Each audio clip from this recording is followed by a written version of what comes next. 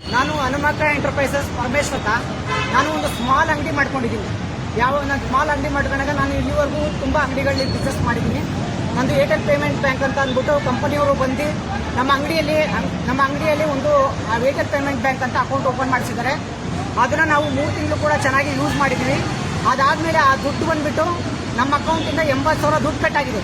ಆ ದುಡ್ಡು ಕಟ್ಟಾದಾಗ ನಾನು ಕೇಳೋಕ್ಕೆ ಬಂದರೆ ಯಾವ ಮ್ಯಾನೇಜರ್ ಆಗಲಿ ಯಾವ ಡಿಸ್ಟ್ರಿಬ್ಯೂಟರ್ ಆಗಲಿ ಯಾರೂ ಕೂಡ ನನ್ನ ಕಡೆಯಿಂದ ಜವಾಬ್ದಾರಿ ತಗೊಳ್ತಾ ಇಲ್ಲ. ನಾನು ಇಲ್ಲಿ ಬಂದು ಕೇಳಿದ್ರೆ ಒಳಗಡೆ ಹೋದ ತಕ್ಷಣ ನನ್ನ ಇನ್ನೊಂದು ಜಾಗಕ್ಕೆ ಯಾವುದೋ ರಿಟೇಲ್ ಅಂಗಡಿ ಒಳಗಡೆ ಕಳಿಸಿದ್ರು. ಅಲ್ಲೋಗಿ ಕೇಳಿದ್ರೆ ಅವ್ರು ಇದೇ ಆಫೀಸ್ ಸರ್ ಅಂತ ವಾಪಸ್ ಕಳಿಸು. ಇಲ್ಲಿ ಒಳಗಡೆ ಬಂದರೆ ನೀವು ವಿಡಿಯೋ ಮಾಡಬೇಡಿ, ನೀವು ನನ್ನೇನು ಕೇಳ್ತೀರಾ, ನೀವು ಹೋಗಿ ಡಿಸ್ಟ್ರಿಬ್ಯೂಟರ್ನ ಕೇಳ್ಕೊಳ್ಳಿ, ನೀವು ಮ್ಯಾನೇಜರ್ನ ಕೇಳ್ಕೊಳ್ಳಿ ಅಂತ ನಮಗೆ ಇಲ್ಲಿ ಧಮಕಿ ಆಗ್ತಿದ್ದಾರೆ. ಒಳಗಡೆನೂ ಕೂಡ ಯಾರು ಜವಾಬ್ದಾರಿ ಕೊಡ್ತಾ ಇಲ್ಲ. ನೀವು ಅದು ಮಾಡಬೇಡ, ಇದು ಮಾಡಬೇಡ, ವಿಡಿಯೋ ಮಾಡಬೇಡ ಅಂತ ನಮ್ಮ ಹತ್ರ ಆಟ ಆಡ್ತದೆ. ನಾನು ಕಷ್ಟಪಟ್ಟು ದುಡ್ಡು ಸಂಪಾದನೆ ಮಾಡಿರೋ ದುಡ್ಡು ಫ್ರೆಂಡ್ಸ್ 80,000 ರೂಪಾಯಿ ನಾನು ಬಂಡವಾಳ ಹಾಕಿದ್ದೀನಿ. ನಾನು ದುಡ್ಡು ಯಾರು ಕೊಡ್ತಾರೆ ಅಂತ ಕೇಳಕ್ಕೆ ಬಂದರೆ ನನಗೇನು ಜವಾಬ್ದಾರಿ ಆಗುತ್ತಲ್ಲ. ಒಂದು ಕಡೆ ನೀವು ಪೊಲೀಸ್ ಕೇಳ್ತೀನಿ, ನಾನು ಅವ್ರನ್ನ ಕೇಳ್ತೀನಿ, ಇವ್ರನ್ನ ಕೇಳ್ತೀನಿ ಅಂತ ನನಗೆ ಜಾಸ್ತಿ ಒಳಗಡೆ ಆಚೆಗಡೆ ತಳ್ತಾ ಇದ್ದಾರೆ. ಬನ್ನಿ ಫ್ರೆಂಡ್ಸ್, ಇದೆ ಆಫೀಸ್ ನೋಡ್ತೀನಿ. ಇಲ್ಲಿ ಒಳಗಡೆ ಏನು ಕೂಡ ಜವಾಬ್ದಾರಿ ಕೊಡೋದಿಲ್ಲ. ಬನ್ನಿ, ನಮಗೆ ಮೋಸ ಮಾಡ್ತಾನೆ ಹುಟ್ಟಿದ್ದಾರೆ.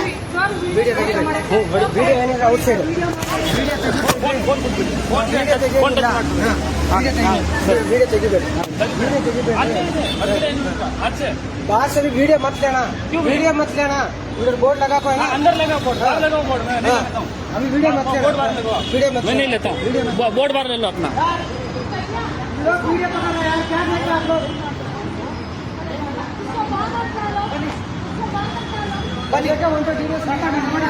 ನನ್ನ ಹಣವನ್ನು ಕಿತ್ಕೊಂಡು ತಿಂದು ಇವಾಗ ನೀವು ವಿಡಿಯೋ वीडियो मत करना यार, वीडियो मत करना, वीडियो मत करना, मतलब वीडियो मत करना, बोर्ड लगा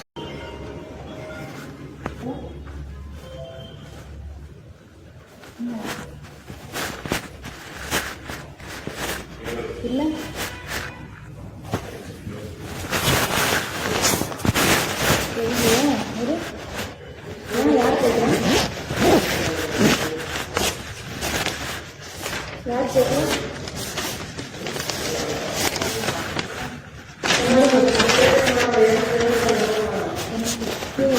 ಮೇಡಮ್, ಇದು Airtel payment bank retailer already ஒன்று படுத்துட்டு இருக்கேன். நான் ஓட்டு பேமெண்ட் பேங்க் ஓபன் பண்ண கேவிசி ஃபாஸ்டாக ಕೂತ್ಕೊಳ್ಳಿ ಸರ್. ನಮ್ದು ಏರ್ಟೆಲ್ ಪೇಮೆಂಟ್ ಬ್ಯಾಂಕ್ ರಿಟೇಲರ್. ನಾವು ಕಸ್ಟಮರ್ಗೆ ಮನಿ ಟ್ರಾನ್ಸ್ಫರ್ ಮಾಡ್ತೀವಲ್ಲ, ಅದು ನನ್ನ ಅಕೌಂಟಲ್ಲಿ 80,000 ಅಮೌಂಟ್ ಫ್ರಾಡ್ ಆಗಿದೆ. ಅದಕ್ಕೆ 2 ಮಂತ್ ಆಯ್ತು. ಇಲ್ಲಿವರೆಗೂ ಏನಾಗಿದೆ ಅಂತ ಡೀಟೇಲ್ಸ್ ಮ್ಯಾನೇಜರು ಕೊಡ್ತಾ ಇಲ್ಲ, ಯಾರು ಕೊಡ್ತಾ ಇಲ್ಲ. ಅದಕ್ಕೋಸ್ಕರ ಬ್ಯಾಂಕ್ ಹುಡ್ಕೊಂಡು ಬಂದಿದ್ದೀನಿ. ನೀವು ಉಡುಪಿ ಗಾರ್ಡನ್ ಸಿಗ್ನಲ್ ಹೋಗಿ, ನಮಗೆ ಇದ್ರ ಬಗ್ಗೆ ಅಷ್ಟು ಡೀಟೇಲ್. ಎಲ್ಲಿ?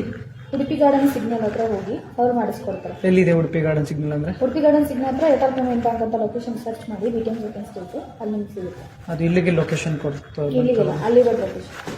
ಇಲ್ಲಿಂದ ಮತ್ತೆ ಎಷ್ಟು? ಅಲ್ಲಿ 10-15 ಮಿನಿಟ್ಸ್ ಅಲ್ಲಿ ಹೋಗ್ಬಿಟ್ಟು ನಿಧಾನ ಆಫೀಸ್ ಅದು ಬರೀ ಏರ್ಟೆಲ್ ಪೇಮೆಂಟ್ ಬ್ಯಾಂಕ್ ಯಾವ್ದು ಕೊಡೋದಿಲ್ಲ.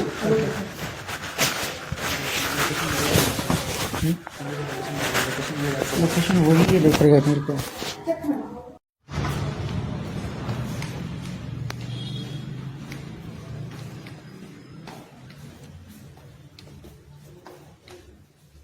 ಯಾಕೆ ಈ ತರ ಆಟ ಮಾಡಿಸ್ತೀರಿ? ಮೇನ್ ಆಫೀಸ್ ಇದೆ ಅಂತಲ್ಲ?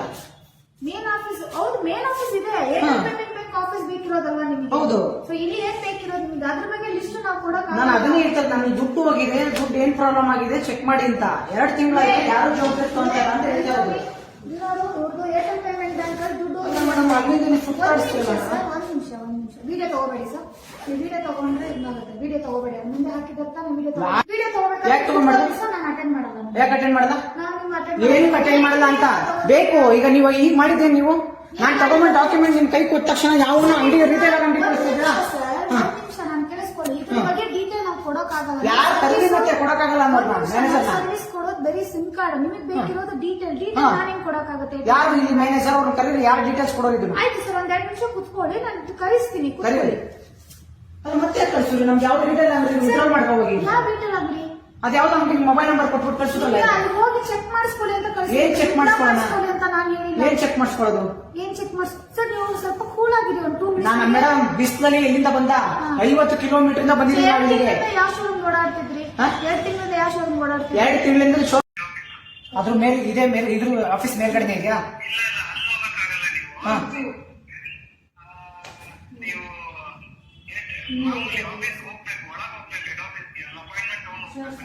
ಕೊಡಿಸಿ ಅಪಾಯಿಂಟ್ಮೆಂಟ್ ಕೊಡಿಸಿ ಹೋಯ್ತೀನಿ. ಯಾರ ಹತ್ರ ಕೇಳಿ, ಯಾರ ಹತ್ರ ಕೇಳಿ? ಕಲೀಂ ಸರ ಸೆಕ್ಯೂರಿಟಿ ಮಾತಾಡ್ಬೇಕಾ? ಹಾಂ ಸರ್. ಹಾಂ, ಹಲೋ ಹಾಂ ಸರ್. ಬಿಟ್ರೆ ಹೋಗ್ಬೋದು ಅಂತ. ನಿಮ್ಮ ಬ್ಯಾಂಕ್ ಕೇಸ್ ಬಂದಿದ್ದಾರೆ. ಇದು ಯಾವ ಥರ ಸರ್ ಇದು?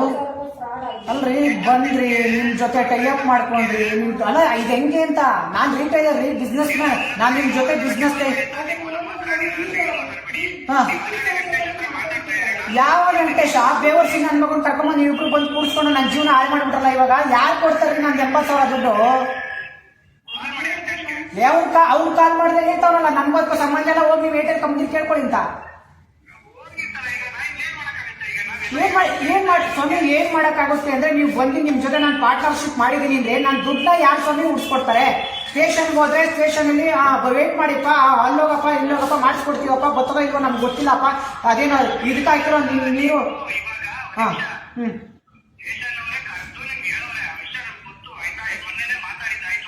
ಹಾ ಯಾರು ಯಾರು ಏನಂತ ಕರೆದು ಹೇಳೋರೆ? ಡಿಸ್ಕಷನ್ ಆಯ್ತು, ನಾನು ದುಡ್ಡು ಕೊಡು ಅಂತ ಹೇಳ್ತಾವೆ. ನಾನು ಯಾಕೆ ಕೊಡ್ಲಿ ದುಡ್ಡನ್ನ? ನನ್ ದುಡ್ಡು ಯಾರು ಕೊಡ್ತಾರೆ? ಯಾರ ಹತ್ರ? ನನ್ ದುಡ್ಡು ಆಯ್ತ್ರಿ. ಈಗ ವೆಂಕಟೇಶ್ ದುಡ್ಡು ಬೇಡ, ನಂದು 80,000 ದುಡ್ಡು ಹೋಗತ್ತಲ್ಲ, ಅದನ್ನ ಯಾರು ಕೊಡ್ತಾರೆ? ಅದಕ್ಕೆ ನಿಮ್ಮ ಆಫೀಸ್ಗೆ ಬಂದೆ ಫೈಟ್ ಮಾಡ್ತಿರೋದು. ಬನ್ನಿ ಕೊಡ್ಸಿ.